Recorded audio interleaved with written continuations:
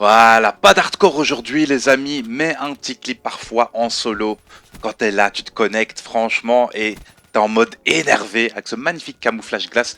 Quoi qu'il en soit, une chose est sûre, les amis, n'hésitez pas à venir me rejoindre en live stream. On passe du très très bon temps et tu peux voir des choses et tu peux me voir aussi au naturel et ça c'est quelque chose qui est vraiment nice. Donc entre moments de délire, de rigolade, mais aussi de rage. Bref, l'aventure d'un Call of Duty.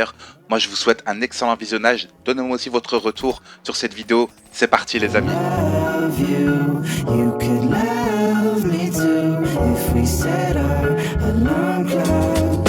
Yeah, yeah. Salut à tous les gamers, gros Lisette aux commandes aujourd'hui de ce qui va être la meilleure classe de Call of Duty Black Ops 3. Bien entendu avec le 10e épisode déjà.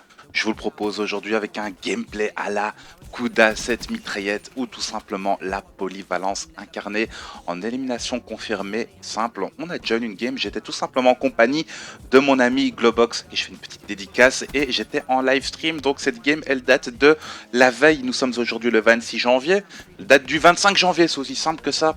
J'ai pas mal de gameplay à la Kuda qui date de mes anciens prestiges. Que ce soit en hardcore ou en simple, mais j'ai préféré vous prendre quelque chose de récent, justement, en termes, on va dire aussi de camo, etc. Ça peut être beaucoup plus sympathique au visuel. Vous allez voir que c'est un bon petit gameplay. Quoi qu'il en soit, les amis, qu'est-ce que j'ai déjà à dire, on va dire principalement concernant cette SMG, c'est que c'est une SMG que tu as de base et qui, je vais te l'avouer, est une SMG incontournable du multijoueur de BO3 pour la simple et bonne raison qu'elle est méga polyvalente. Elle a tout ce qu'il faut. Elle fait du dégât, elle a une excellente portée, elle n'a pas énormément de recul, elle a une bonne cadence, donc en fait tu sais tout faire avec. Des combats à moyenne distance, voire même parfois à longue distance, à courte distance. Elle est terriblement bonne. Pour moi, c'est la polyvalence incarnée, les amis. Et vous allez voir que de toute façon, des Kuda, dans quasi chaque... Allez, je veux pas dire, mais sans déconner, dans 9 games sur 10, t'as tout le temps un mec qui joue avec. Pour pas décoder, quoique, il y a quand même pas mal de gens qui jouent avec pas mal d'armes différentes. On va pas tergiverser, voyons voir directement justement ces statistiques qui apparaissent à l'écran. Tu le vois, elle a 6 crans en dégâts. Après, encore et toujours, je vais quand même vite le rappeler, les amis, les stats que je vous montre, elles servent, on va dire, plus à illustrer les conseils sur lesquels justement je vais m'attarder. C'est pas une review de l'arme. Elle a 6 crans en dégâts, elle en a 11 en portée, elle a 10 en cadence et précisément 7 en précision. Ce qui fait que c'est une arme assez bonne dans tous les domaines. Et moi j'ai, on va dire, une petite technique, c'est tout le temps de lui augmenter les stats, on va dire, à l'arme dans lesquelles elle est défaillante. Je sais pas si tu as compris, c'est pas forcément très français. Quoi qu'il en soit, comment est-ce que personnellement je joue cette fameuse Kuda avec une poignée ergo? Parce que vous savez que j'ai un style de jeu qui est assez percutant, qui est assez... Je recherche le duel, je vais vers la personne, etc. Et donc pour moi la poignée ergo est complètement, on va dire, indispensable, ça c'est clair, net et précis. Qu'est-ce que j'avais encore à vous dire? Je l'ai beaucoup joué au début de BO3 avec le viseur laser. Pour la simple et bonne raison que le hipfire, c'est-à-dire le tir au jugé sur BO3 est vraiment mauvais. Malheureusement, et je pense que ça reste un petit défaut quand même du jeu. Voilà, même si on s'en rend pas forcément compte parce qu'on vise quand même beaucoup en jouant à Call of Duty, ça t'es pas, on va dire, t'es pas en désaccord avec moi, c'est clair. Qu'est-ce que j'avais à te dire? Donc le viseur laser est vraiment bon. Après, ce que j'ai à te conseiller, si t'es un mec qui adore Slay et qui est très fragueur, très rentre dedans justement, le chargeur rapide qui te permet de, voilà, tu kills, tu recharges, etc. Je t'apprends strictement rien. Tu vas voir que ma classe, je vais te la donner à la fin. Mais qu'est-ce que j'ai déjà aussi à te conseiller? Ne mets pas tir rapide dessus. Ça sert strictement à rien. Et puis c'est comme si tu, pour ma part, tu mets un tir rapide, tu tombes dans la facilité. Pourquoi tomber dans la facilité? Et en plus, tu vides ton chargeur.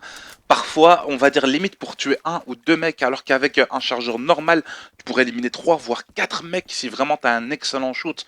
Donc moi, pour ma part, le tir rapide, c'est clairement pour tomber dans la facilité. Et c'est pas quelque chose que je cautionne de manière générale, le tir rapide, que ce soit sur les armes, etc. Il y a quelques aires sur lesquelles le tir rapide est très intéressant et on y reviendra, mais pas forcément sur les SMG, je vais être honnête avec vous. Pour moi, la Kuda, elle fait le taf, on va dire comme elle est. Qu'est-ce que j'avais à vous dire les amis? J'ai un petit gameplay sur Breach à vous proposer en solo. N'hésitez pas à aller le voir, il sera sur ma chaîne secondaire, donc ma chaîne Grony7. Tu l'as remarqué, j'ai ramassé une petite manowar avec laquelle justement, bah voilà, j'ai fait quelques kills, etc. Faut pas m'en vouloir les amis pour ça, hein. Je joue comme ça, c'est un peu random, vous inquiétez pas. Je sors masse gameplay comme ça, on va dire ce que je ramasse parfois des armes, etc. Mais les conseils que je vous donne concernant la Kuda restent vraiment valables. Ce que je te conseille aussi, c'est que moi j'ai un style de jeu où ce que j'utilise pas mal d'atouts pour me blender, comme mon mollet là. Tu vois, mon mollet il est blindé. Je te jure que c'est ça. Attends, ah bah, tu vois, c'est ça le truc, c'est que j'aime bien me blinder en atouts qui me permettent aussi de parfois mieux jouer sur le multijoueur. Ce que tu peux faire, c'est que parfois certains accessoires te permettent de rentrer plus de clips, de débloquer tes SS. Je pense notamment en charge grande cap. Donc ce que tu vas faire, c'est que en fait ma classe que je te donne, tu la réadaptes à ta façon. Tu vois, et selon ton style de jeu, je pense que tu vas pouvoir rentrer selon aussi les maps. Si par exemple tu as un shoot qui est approximatif, ou si tu vas jouer en hardcore, etc. Voilà, si tu joues en simple, par exemple, tu vas mettre un chargeur grande cap. Si tu sais que tu vas être très souvent dans le spawn, que tu vas les enchaîner, que tu vas en avoir tout le temps 1, 2, 3 devant toi, etc. Le chargeur grande cap peut te sauver la vie. Adaptation, c'est le maître mot pour cette arme qui est extrêmement polyvalente. Tu peux la jouer sur des maps comme Redwood, Avoc, Combine. D'ailleurs, pas mal de combines malheureusement, mais bon, ça c'est le jeu qui fait cela. Donc la classe, elle va apparaître justement incessamment sous peu, sous tes yeux, tu la vois à l'écran. Donc je joue en gilet pare-balles, malaise qui te permet une entrée en visée plus rapide après avoir couru. Le pillard qui te permet de récupérer tes munitions. J'adore jouer de manière générale avec la même arme, même si c'est pas toujours le cas. Voilà, et masque tactique qui t'empêche justement de subir les charges électriques, les paras, les flashs, etc. On va dire que tu as un dégât minimisé et tu n'en subis pas les conséquences. Et moi personnellement, j'ai mis écoute, même si je veux t'avouer un truc, quand tu es en conversation, écoute ne te sert pas énormément, à part si tu es vraiment extrêmement proche des adversaires ou en hardcore.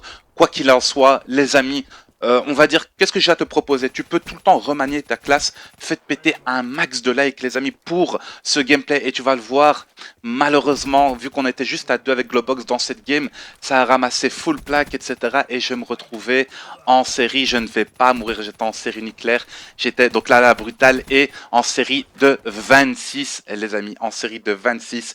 C'est tout pour ce commentary, mille merci pour votre fidélité, c'était Grony pour vous servir. N'oubliez pas les amis, le code G2A pour la marketplace, si jamais vous voulez acheter, éventuellement vendre le code Grony, vous pouvez bénéficier de moins 3% de réduction. C'était Grony pour vous servir pour ce Face Live. Rejoignez-moi en stream à partir de 20h30 dans les environs comme ça.